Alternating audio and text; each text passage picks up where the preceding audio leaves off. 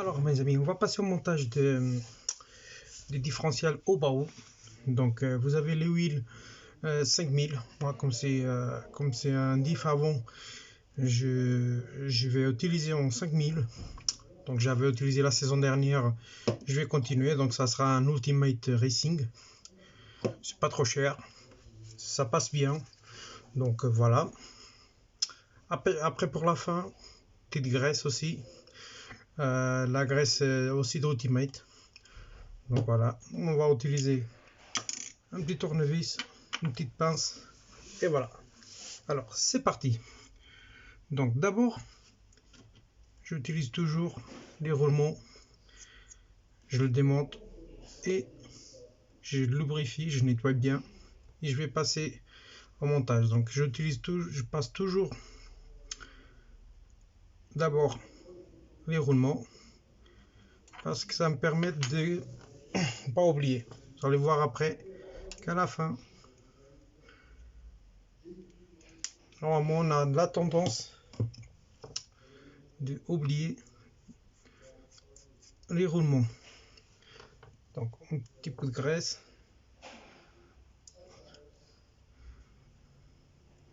Et voilà. Moi je prends une petite graisse de la Moukoff. Donc c'est une graisse que j'utilise souvent dans les composants de VTT. Donc ça passe. Aucun problème. J'ai effectué le 12e aussi. Donc je mets un petit peu de côté. Je le ferme bien.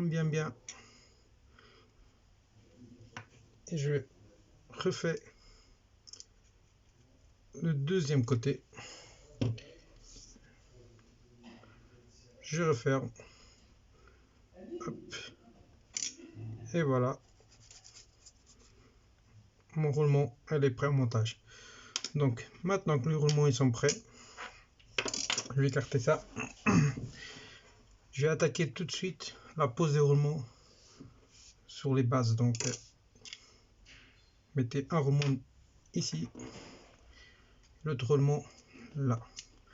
Parce que normalement, si on ne le met pas, vous allez voir, on a la tendance de monter tout de suite vos diffs et vous allez oublier le roulement. Après, ça sera impossible de rouler, donc faut pas l'oublier, on le met tout de suite le roulement. Et voilà. Donc vos bases de travail, ils sont là. Donc d'abord, je vais commencer à lubrifier. Hop, petite goutte, ça ira bien. Hop. Je lubrifie toujours la pièce là où on va mettre les petits joints. Là pareil. Hop. Voilà. Si on remplit le roulement évidemment. Je prépare mes noix. Hop. Une fois lubrifié, j'essaie bien de lubrifier ma noix. Top. Voilà. Je fais souvent ça, comme ça me permet déjà de voir si ma paroi elle a du jus ou pas. Là ça va, c'est quand même un diff que j'utilise depuis de la saison de cette saison 2020. Donc ça va. Ça, on va dire que c'est mon cinquième changement des huiles, sachant que je change à peu près tous les 20, 25 voire 30 packs. Donc vraiment les 30 packs c'est vraiment quand j'ai pas envie de faire ça. Donc voilà. Donc pour continuer, je vais prendre mes joints. Tac, je le positionne là à l'intérieur. Alors vous allez voir que quand les joints ils sont neufs, normalement ils ont la tendance de s'échapper. Donc je sais que c'est un petit peu galère, vous allez voir, vous allez galérer un petit peu, ça s'échappe à chaque fois, il y a toujours un petit côté qui part. Donc faut insister Alors là, j'ai pas mis des nouveaux joints, mais parce que je l'utilisais qu'une dizaine de packs. Donc là, à la fin de nettoyage, j'ai vu qu'ils étaient encore en bon état. Donc on va dire pour débuter la saison prochaine, ça m'ira très bien. Donc on va dire que je vais faire une quinzaine de packs début de l'année prochaine et après je changerai. Donc voilà. Après, peu importe où vous commencez, moi je prépare tout de suite ce côté-là, ce côté ici. Je mets ma protection. Donc si vous pouvez voir dans votre notice de la boîte au barreau, il vient toujours ces petites rondelles. Ok, vous pouvez les changer aussi. Moi pour le moment je ne change pas. Elles sont pas osées, sont pas encore marquées. Donc après, pour moi il n'y a pas de problème. Je vais rester comme ça. Il y aura des gens qui vont dire non, enlève-le. Il y a des autres qui vont dire reste avec. Moi pour le moment je vais rester dans, euh, dans toutes les pièces que c'est d'origine. Donc voilà. Après vous prenez votre axe. Il faut bien nettoyer. Hop. Vous les poussez gentiment. Vous les préparez. Voici. Et vous prenez hop, votre petit gros pièce. Tac. Et vous préparez. Donc voilà. Celle-là elle est faite. On passe à la deuxième. C'est un petit peu plus compliqué. Vous allez voir. C'est rien de méchant. Donc on va refaire exactement pareil. Vous prenez votre noix. Hop. Vous le mettez. Vérifiez bien que le roulement il est là présent. Ok, faut pas oublier. Le joint. On va refaire la même chose. On va prendre la grosse rondelle. Vous voyez là, elle est un petit peu déjà marquée, mais c'est rien de spécial. C'est juste dosage normal. On va essayer de le caler à l'intérieur. Hop. Tac. C'est tout bon. Et là après, il faut bien aligner votre trou de noix, la noix avec ces petits trous ci. Donc vous avez une petite vis. Donc celle-là c'est pareil. Il faut pas oublier de l'enlever parce que des fois, par exemple comme moi au début, j'ai essayé de retirer la petite axe par là. Et ben j'ai vu que c'était pas possible. Donc tac, faut passer là-dedans dans ces petits trous. Vous alignez bien, hop, à l'aide de votre outil. Hop, vous poussez. Des fois vous allez galérer, mais c'est pas grave. Hop. Et là c'est tout bon. Donc ça, j'ai oublié de mettre tout de suite la vis. Attention, de bien la mettre correctement, pas forcer. Si vous voyez qu'elle est forte, c'est parce que la vis elle rentre de travers. Donc si c'est rond de travers, plus tard ça va abîmer votre cellule des diffs. Donc voilà. Essayez vraiment de faire attention. Et là on peut passer à la prochaine. Alors normalement moi, je mets tout de suite un petit peu d'huile déjà de base. Gentiment. Je commence à travailler ma noix. Histoire que mon diff il reste avec les bases bien lubrifiées. Et après, j'attaque, je le mets. Hop. L'autre pièce, je vais essayer de la caler. C'est bon, ça rentré. Oui, donc ma base de travail, elle est là. On va continuer. Donc on va préparer le reste du diff. Donc je vais prendre un axe. Vous allez voir une fois démonté, vous avez vos axes. Vous avez des petits ronds. Hop. On le met. Sans oublier tout de suite les petites rondelles. Donc vous avez une d'un côté et une de l'autre. Alors toujours de côté extérieur. Ok. Hop, je prépare la première. Je prépare ma deuxième. d'un côté, un autre de l'autre. Tac, je mets la petite rondelle. N'oubliez pas. Alors ça c'est pareil, il y a des gens qui disent il faut pas mettre il faut pas le mettre. Les autres ils disent vas-y, mais moi je reste toujours dans les systèmes de usine. Ok, donc sans tarder, je remets de l'huile. Ok, tac, gentiment. Et là je le mets. Alors pourquoi je mets de l'huile? Des fois il y a des gens qui dans certaines vidéos, des gars qui expliquent qu'il met une fois que tout à l'intérieur c'est mis. Moi je le mets moitié-moitié. Pourquoi? Ça me permet déjà de voir si j'ai trop de boules d'air dedans ou pas. Et de deux, quand je peux poser tout mon système à l'intérieur, et ben j'ai pas qu'à attendre par exemple beaucoup de temps. Vous allez voir, ça dépend des huiles. Il prend et de la manière aussi de le mettre à l'intérieur, que des fois c'est une galère. Les boules, ils ont du mal à partir. Donc je remplis tout de suite à la moitié, vous voyez. Hop, il n'y a pas de boule, il n'y a pas de boule d'air. Donc et je le remets à la deuxième partie. Vous allez voir qu'il y a des petits dents.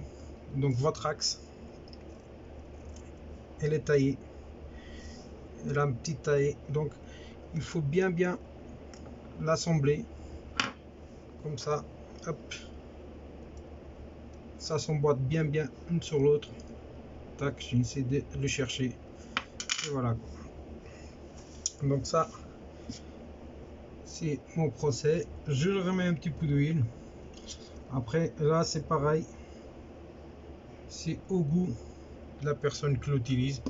Il y a des gens qui le remplissent à la moitié, des autres pas trop, des autres qui remplissent à fond. Moi, voilà. Je le mets un petit peu au feeling. De toute façon, je suis pas compétiteur.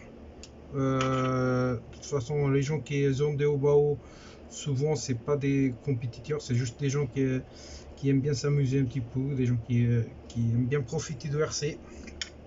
C'est plutôt un petit loisir. Donc voilà, essayez de voir votre feeling. Moi, je le remplis à peu près à l'œil, donc au même niveau que mes petits trous à l'intérieur, les petits rosantés. Et voilà.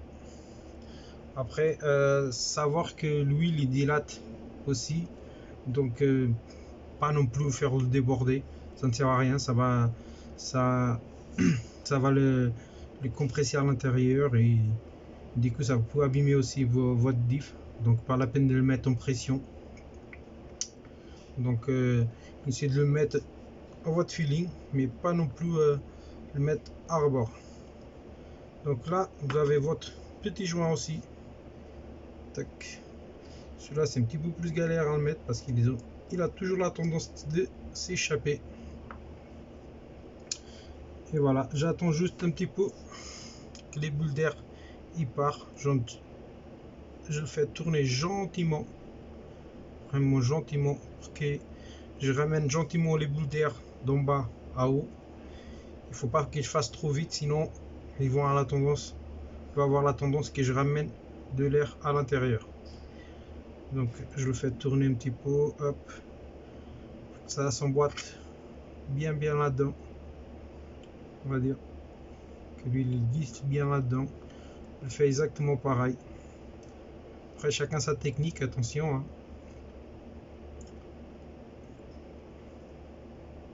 Hop. Voilà. Je le retourne gentiment. Voilà. Alors vous pouvez le reposer, vous allez faire un petit peu votre vie. Et une fois, après 1 heure ou 2, vous pouvez venir le voir comme ça le donne le temps que tous les boules d'air s'échappent. Donc là on n'est pas trop mal. Comme j'ai mis vraiment doucement l'huile à l'intérieur, j'ai pas trop laissé la possibilité d'entrer de l'air avec. Donc voilà, juste attendez qu'il y a 2 petites boules d'air qui n'arrivent pas à s'échapper. Je vais bouger. Hop. Voilà. Donc mon défilé est fait. Plus qu'à fermer l'appareil. Donc vérifiez bien que vous avez votre noix. Après le roulement, votre petit trou denté. Gentiment, vous allez fermer. Vous allez trouver les 4 trous bien en parallèle. Ok, hop. On prend les vis. Le même tournevis qu'à tout à l'heure. Hop. Et je viens de fermer gentiment. Alors là c'est pareil, vous pas la peine de serrer tout de suite le premier, donc c'est à peu près moi j'utilise toujours la même méthode que la serrage d'une roue d'une voiture. Ok, j'essaie de serrer en croisé 1 2 3 4, ils font ça 2 ou 3 fois pour vraiment que pour que j'ai essayé d'avoir la bonne serrage. Ça a abîmé mon joint, le petit joint rond là. Hop. Au moins c'est bon. Le troisième. Voilà.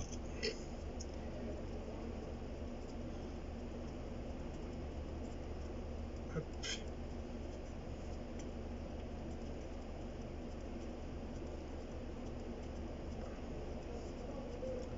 Je serre. Hop, hop, hop.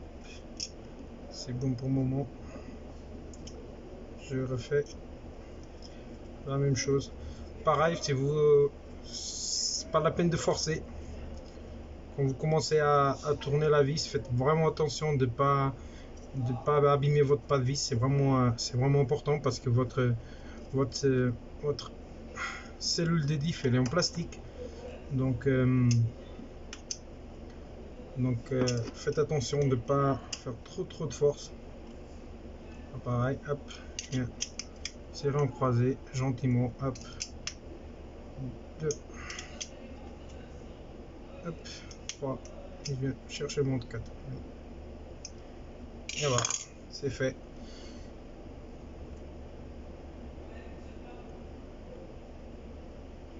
Voici mon diff est fait. Je vais passer à la fermeture. Donc j'ai ma petite cellule. Donc vraiment faire attention. Ne commencez pas par là parce que vous pouvez se tromper. Ok, donc c'est pareil. Faut bien faire attention. Normalement on a un guide à l'intérieur. Vous allez voir, il y a un petit guide là. Cette guide ça me permet de quoi? De mettre votre diff dans la bonne position. Si vous mettez dans cette position, ça va forcer. D'une, ça va casser votre petit guide, et deuxième, votre voiture elle va tourner avec les deux roues pas dans le même sens.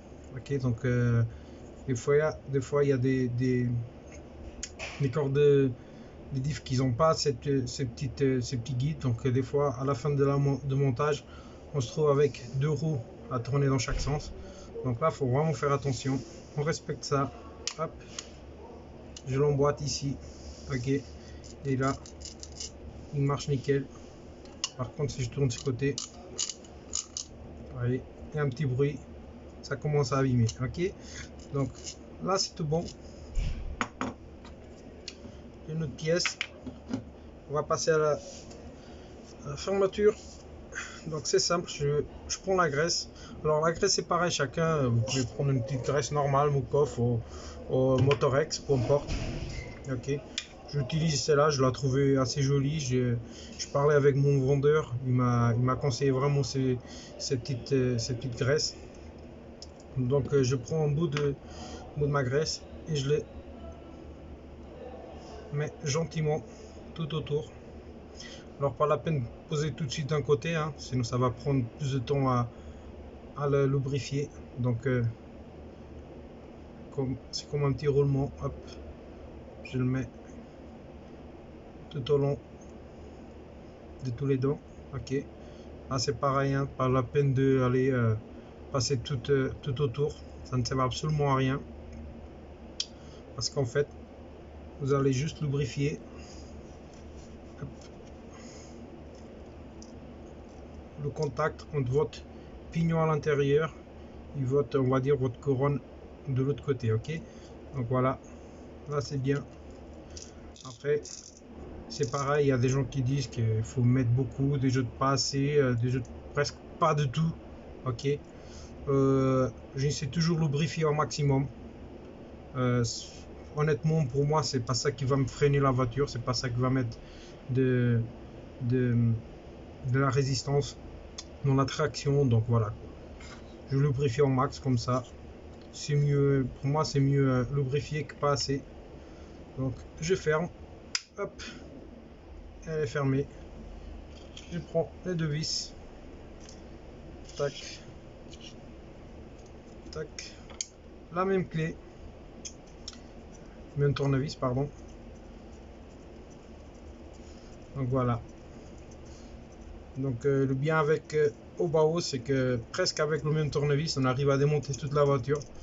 On n'a pas besoin de changer à chaque fois de tournevis. Donc voilà, donc ça, c'est super pratique. L'appareil, attention, pas la peine de se serrer à mort. C'est vraiment pas important. Juste un petit peu, pas beaucoup. Hop, comme ça. Tout est bon. À l'intérieur, j'entends, ça lubrifie. C'est nickel. Mon diff, il travaille. J'ai la résistance qu'il me faut. J'entends pas de bruit ou de démarche bizarre. Donc c'est nickel. Mon diff, il est fait. Et voici comment changer vos huiles et votre graisse de Obao VSO. Donc voilà. Ok mes amis, à la prochaine. On se verra dans pas longtemps. Merci beaucoup. À la prochaine.